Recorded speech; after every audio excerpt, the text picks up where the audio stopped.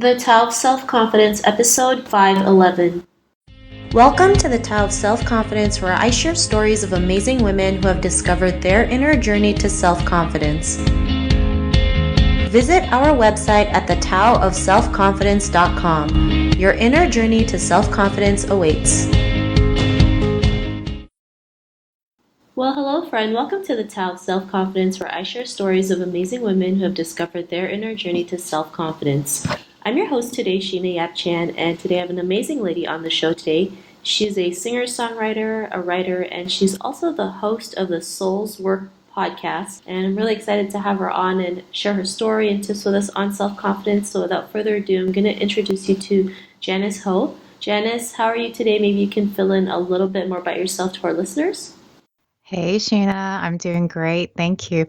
Thanks so much for having me. And also thanks for all the great work you do on your podcast. I absolutely love it. Just to elaborate a little bit more, as mentioned, my name is Janice Ho. I am the host of the Soul's Work podcast, which on the show I talk about exploring our spiritual selves or our authentic selves. So both getting to understand that aspect of us in a deeper way, as well as working to peel away the layers of stuff that probably for all of us have been piled on top of our authentic selves over the years, hiding it away from view. So we talk about things like intuition, fear, courage, internalized depression, addictions, the ego, and so much more. And I definitely bring in a lot of my own personal life experiences into the show as well. Awesome. Well, thanks for sharing that. And Janice, what's your cultural background? I am a second generation Korean Canadian. Thanks for sharing that. And what would be your favorite self-confidence quote? Well, I really love this one by Lao Tzu. I hope I pronounced that correctly. It goes, because one believes in oneself, one doesn't try to convince others. Because one is content with oneself, one doesn't need others' approval. Because one accepts oneself, the whole world accepts him or her. That one's really beautiful. Awesome. Well, thanks for sharing that. And in your own words, how do you define self-confidence? Well, the reason why I love that quote by Lao Tzu, which relates to my own personal definition of self-confidence, is that it really illustrates that self-confidence is the acceptance of and belief in oneself without the reliance on external validation or external measures in defining your own worth. It really comes from inside of ourselves. Thanks for sharing that. That's a great definition. I also agree. It's learning to work inside, and yeah, sometimes it's easy to say, like we can let go of what other people think, but it just takes work to get it done. Absolutely. And keep going, and you will be able to let go of the expectation of others. So thanks for sharing that. And Janice, what was your life like before you discovered self-confidence? Well, before life discovering my self-confidence, I very much did look outwards for that external validation to believe that I was worthy, that I was intelligent or beautiful, etc. Whether that was validation from my friends, from guys, my bosses, parents, I was really invested in and attached to receiving their praise or approval because that's what ultimately made me feel good about myself. And that also meant that if I received criticism or rejection instead, it was like the worst thing in the world because I had so much of my self-esteem and self-worth wrapped up in what others thought of me. And I think growing up in a society that emphasizes perfection, one that is constantly bombarding people with the message that they have to be a certain way, ideal way in order to be worthy, valued, good, attractive, loved, and so on. Most, if not all of us, learn from a very young age to look outside of ourselves to understand who we are, like as you were just saying. And so part of that looking outwards for me involved looking to others to tell me or to signal to me that I was worthy. And it also meant understanding my value depending on where I fell on the scale in comparison to others. And because there are always going to be others who, whether it's perceived or real, have more money, more career success, more intelligence, attractiveness, even more confidence. I was always going to stay in that mentality of lacking, of not being enough, no matter how much more of whatever I gained. Thanks for sharing that. That's something we all go through, especially seeking the external value, especially in the world of social media where it's like if we don't get a like, we're not deemed like valuable or worthy. And it can hurt us in the end. It's so important to do that inner work and dig deep and realize that you're more than enough to, be your authentic self and go out there and do what you love. And it was that point in your life when you realize, that you were more than enough, that you can go out there and be the person that you are today. What was that aha moment?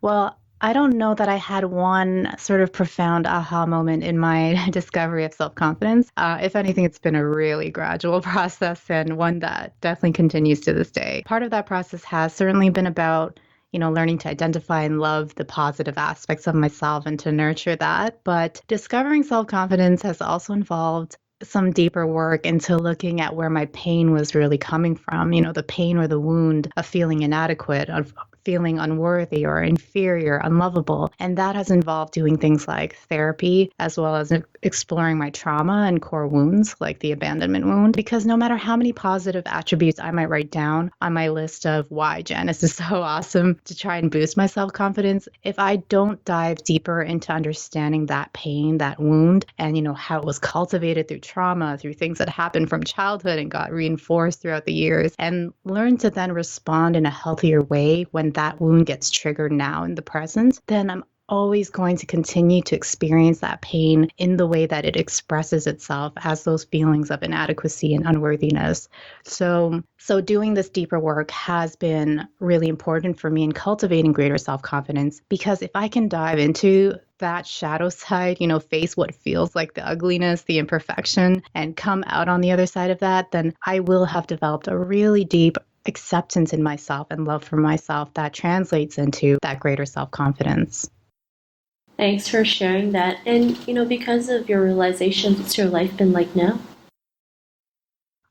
Well, as I mentioned, this is still a continuous work in progress and always will be. But since taking the steps to move away from focusing a lot on external validation and looking more inwardly, listening to my own intuition in both defining myself and making my life decisions, I know that I've definitely experienced a greater sense of happiness, freedom, and self-confidence, of course. Some big changes I made were to leave an 8-year career I had built and had previously derived a lot of my self-worth from, I think, but was no longer happy in. I moved away from the city and lived on my friend's farm for 8 months because I wanted to honor the part of me that needed to live more of my life in nature where I'm really, really, truly happy. And I started my podcast, the Soul's Work podcast, where I talk very openly about my self-development journey and am able to be really vulnerable in sharing about my fears, my internalized depression, and past experiences with alcohol abuse, because I do now have a high degree of acceptance of my flaws, my imperfections, my shadow side. So those are just some examples of things I've pursued since what we might call my self-confidence discovery, but they've all been possible because of the greater belief and acceptance that I have for myself now. They've all been possible because when I made those decisions, I didn't care what anyone else thought of them. A lot of people call me crazy because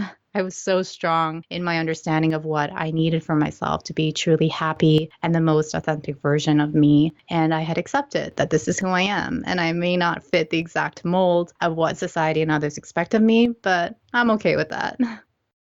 Awesome. Well, I think that's great. And I know, when you go out there and do something that you love versus like following the crowd, most people don't understand what you're doing, but, the more you keep going out there and doing what you love, the more they can be inspired instead to go out there and do their own thing as well. So I think that's really great. And Janice, to the woman who's listening to your episode, she may be in her own journey of self-confidence. What'd be that one tip you would give to her?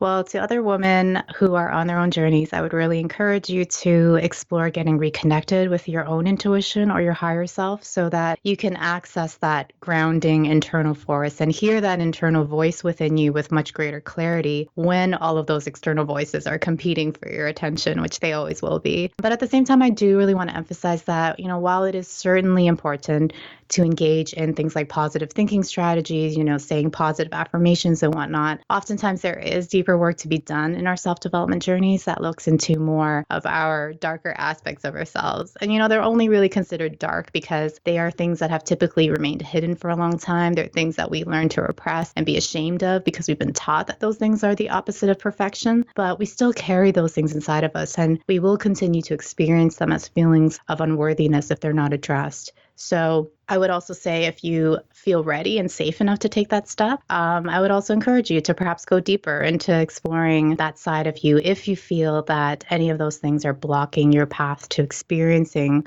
true self-acceptance and self-love. It can be tough, but truly, truly rewarding work in your own self-confidence journey. Thanks for sharing that. And those are some great tips that you mentioned. And Janice, if our listeners wanted to get to know a little bit more about you and what you do or check out your podcast, is there any links or social media profiles we can connect with?